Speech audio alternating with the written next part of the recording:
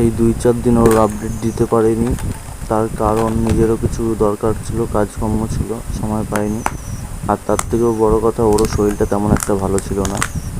ওর শরীরে কি মানে মাঝখানে একটু বেশি উইক হয়ে গেছিলো, কিন্তু এখন ঠিক আছে। এখন আবার ওর অ্যাক্টিভ ফিরে এসছে, আগের মতো এনার্জি সব কিছু। অ্যাকচুয়ালি গরমের জন্য হতে পারে, আর হচ্ছে গিয়ে ওর কিছু পক্স উঠেছে শরীরের কিছু কিছু জায়গায়, পিঠে, তারপরে পেছনে, লেজের নিচে।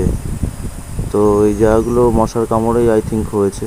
মশার কামড় ছাড়া আর কিছু তো হওয়ার সম্ভাবনা না।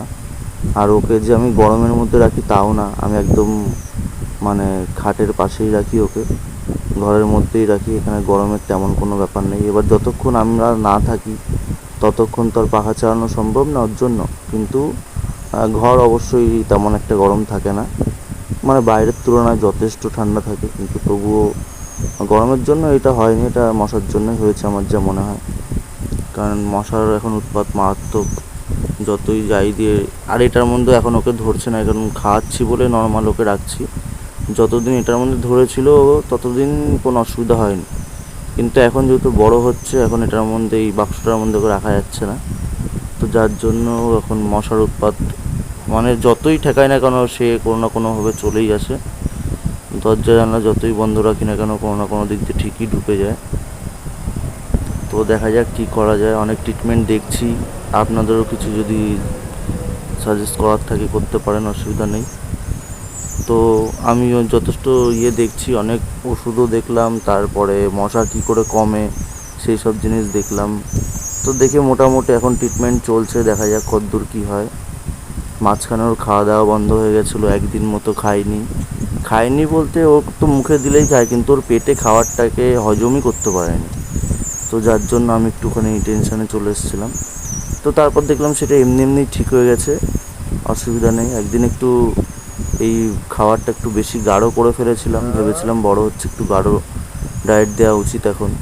তো দেখলাম যে না, ডায়েট ওরকম করে দিলে হচ্ছে না, হজম করতে পারছে না। তো জল মিশিয়ে খাওয়াতে হচ্ছে। ওই আগের দিনও সেম কেস হয়েছে, পেটে পুরো চাক ধরেছিল। এদের পেটে, যারা জানেন না তাদেরকে বলছি, যে এদের পেটে হাত দিলে বোঝা যায়, মানে এদের পেটটা বুকের দিকে হয়।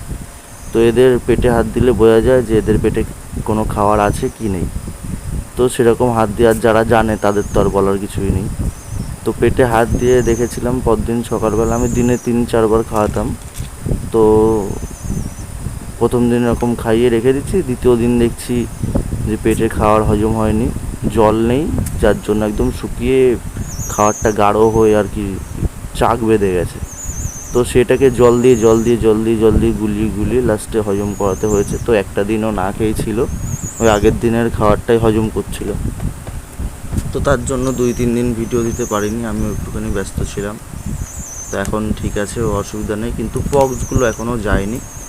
আমি অনেক ইউটিউবে দেখলাম যে অনেক ঘাটাঘাটি করে কী করা যায় না করা যায়। এখন ট্রিটমেন্ট চলছে, দেখা যাক কতদূর কী হয়।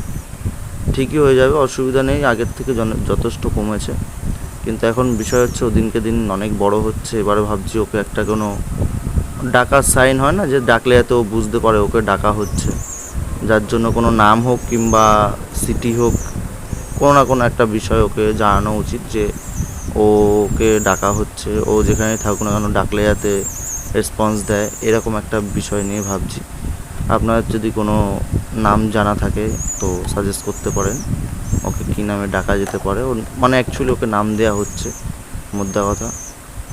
তো আমিও ভাবছি, দেখা যাক একটা ইউনিক কোনো নাম। আর পাখি, পশু, এদেরকে যত ছোট নাম দেওয়া যায় তত এদের সুবিধা হয় বুঝতে যে এনাকে ডাকা হচ্ছে। বেশি বড় নাম এরা মাথায় রাখতে পারে না, একটা ছোট কোনো নাম যদি সাজেস্ট করেন খুবই সুবিধা হয়। আমিও ভাবছি, দেখা যাক কতদূর কী করা যায়। এবার কার নামটা পছন্দ সেটাও তো একটা বিষয় আছে। হতেই পারে আমার মাথায় সেরকম কোনো নাম আসলো না যেটা আপনাদের মাথায় আসছে, তো সের জন্যই বলা, দেখা যাক কী করা যায়। আর এমনি ওর অ্যাক্টিভ এখনও একদম মানে মারাত্মক হয়ে গেছে আবার আগের মতো। মাঝখানেও ছিল, শুধু হজমটাই একটু অসুবিধা হচ্ছিলো। এই অনেক বড় হয়ে গেছে এখন, ছাড়লেই শুধু ছটপট করতে থাকে, এক জায়গায় দাঁড়ায় না।